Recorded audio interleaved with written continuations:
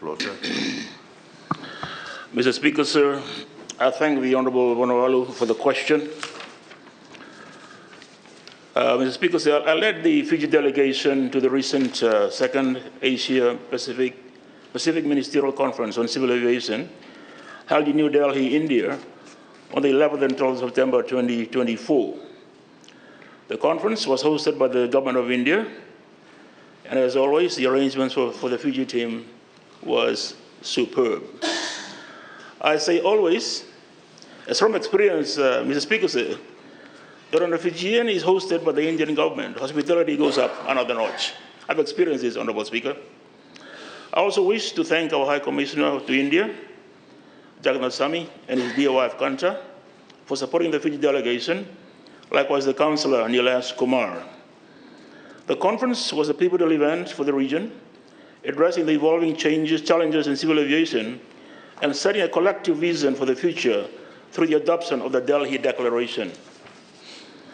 The conference was chaired by Honourable Ram Mohan Naidu, Minister for Civil Aviation for India. I was privileged and honoured to be elected as a Deputy Chairperson. This position not only highlights Fiji's leadership and commitment in the civil aviation sector, but also ensures that we have a direct influence in shaping the region's aviation policies moving forward. The first Asia-Pacific Ministerial Conference on Civil Aviation took place in Beijing, China in 2018. The conference resulted in the Beijing Declaration, which laid the groundwork for states to collaborate to achieve shared commitments and take the necessary actions to address these challenges confronting the aviation sector. Since the adoption of the Beijing Declaration, Fiji has made significant strides in advancing aviation safety and security oversight. Our effective implementation score stands above the global average, a testament to a commitment to maintain rigorous safety standards. Following the inaugural conference in 2018, the International Civil Aviation Organization co-hosted the second Asia-Pacific Conference with the Government of India, gathering over 200 delegates to discuss commitments and reflect on the aviation industry while addressing sustainability. Those in attendance included 12 ministers, 8 deputy ministers, and 24 director generals of civil aviation. The Prime Minister of India, the Honourable Narendra Modi, made the closing address, which demonstrated that aviation is a critical component of India's economic development. While some commitments outlined in the 2018 Beijing Declaration have made satisfactory progress, the majority of safety and air navigation targets have failed to meet expectations. The shortfall is primarily due to the pandemic, which had plunged the global civil aviation sector into a deep crisis. The significant outcome of the conference resulted in 29 Asia-Pacific nations committing to a landmark shift towards sustainable aviation, enhanced safety, and technological innovation. Accelerating efforts to reduce aviation's environmental impact was one of the key outcomes of the conference. This is in line with the global framework that ICAO member states agreed upon at the ICAO's third conference on aviation and alternative fuels, CAF3, that I had chaired in Dubai last November. The aviation industry is committed to achieve a collective global aspiration vision to reduce CO2 emissions in international aviation by 5% by 2030. This through the use of sustainable aviation fuel, low-carbon aviation fuels, and other aviation cleaner energies. As you know, Mr. Speaker, sir, the Asian Development Bank is undertaking a feasibility study into the production of SAF in Fiji, involving both Fiji Airways and FSC. Emphasis was put on the critical role of accelerating progress towards gender equality in the sector, and further efforts was needed to ensure gender equity in aviation across the region to meet the human resource demands of the aviation sector's rapid expansion. A significant commitment by the aviation ministers of the Asian Pacific region was the adoption of the Delhi Declaration. Mr. Speaker, sir, this declaration reaffirms support and continues efforts towards realizing the commitments of the prior Beijing Declaration. These commitments come at a crucial time for the aviation industry, which is rebounding from COVID-19. The declaration outlines several key commitments, including supporting the implementation of ICAO global plans for safety, air navigation, and aviation security.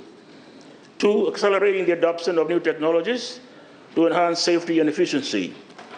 3, investing in infrastructure to support sustainable growth and emerging aviation conceptions. 4, promoting gender equality across all levels of the aviation sector. 5, reducing emissions and other environmental impacts of aviation. And 6, enhancing regional cooperation in all traffic management, search and rescue, and aviation security. In conclusion, Mr. Speaker, Fiji fully supports the Delhi declarations and stands committed to implementing its principles of safety, security, and innovation. This declaration marks a significant step forward for civil aviation in the Asia-Pacific region, and Fiji is ready to collaborate with the regional partners to meet the aviation challenges of today and tomorrow. I thank you, Mr. Speaker.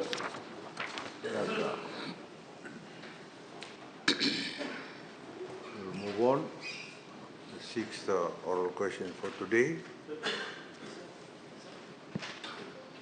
Oh, I'm sorry, Honorable Quay. Sorry, I just have a small supplementary question, sir. Thank you, Honourable Speaker. Small one, yes. Honourable Minister, I congratulate you on your attendance at the Delhi conference and in terms of the Delhi declaration that has actually transpired. Now, my question is relating to implementation, whether it's Fiji or whether it's regional.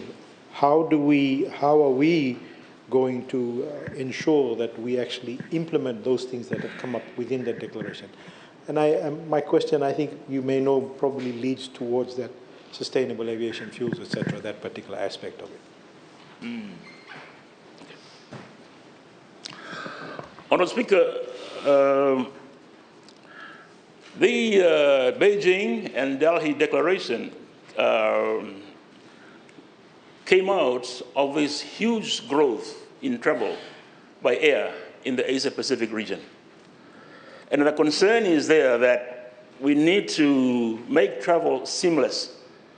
There are about 29 FIR within the Asia-Pacific. FIR is the Flight Information Region. And these FIR need to be talking to each other and seamless when you pass through from one to the next. And the concern there is that not everyone is on board in terms of safety, in terms of security, and other requirements by ICAO. We need to be, singing from the same page across the Asia-Pacific region. As I mentioned the other day, Fiji's score in the last audit is sitting at higher than the regional score, average, and global. So Fiji is doing well. The challenge is our Pacific neighbors. So we need to help them grow their aviation industry, Honourable Mr. Speaker, sir. So what came out of this essentially is that governments need to commit. You know, we know that travel by air is critical, but you cannot have a state not doing its part because we are all connected in travel. If you could just allow me, Speaker, sir, there was North Korea in the meeting. And you know, they were North and South Korea in a meeting.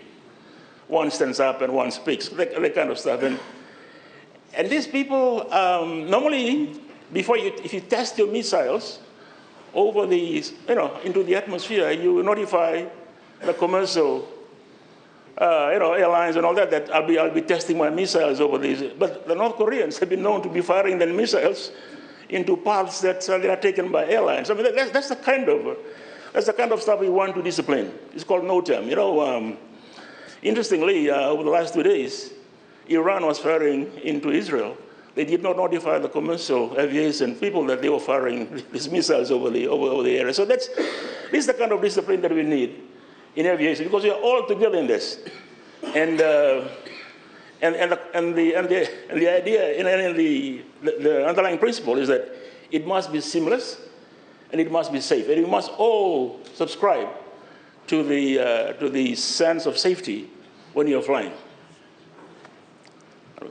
But you know, in terms of a government, you need to commit.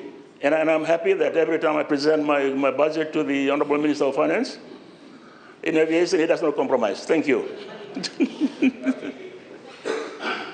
Yes, Honorable Koya. Honourable Speaker, I'm happy to hear that the Minister of Finance consistently assists you, but will he be assisted by ICAO also with respect to the regional issue that you're talking about? And we know the value of everybody working off the same page. And by the way, I've flown into South Korea whilst the ICBMs are being flown across by North Korea. And I know it's a very hairy thing, but will we be getting assistance from ICAO in terms of the regional issue so that everybody can sing off the same page? Because aviation security, as you rightfully point out, sir, it needs to be everybody singing from the same tune sheet.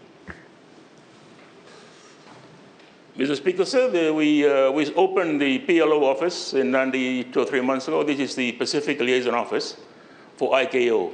Fiji is hosting this. The salary is paid for by Singapore, but we provide the premises in Nandi for the PLO. I mean, that's our contribution to the region. And this office is going to provide training and support for our island seats, our island countries. So ICAO is helping in that area. Thank you.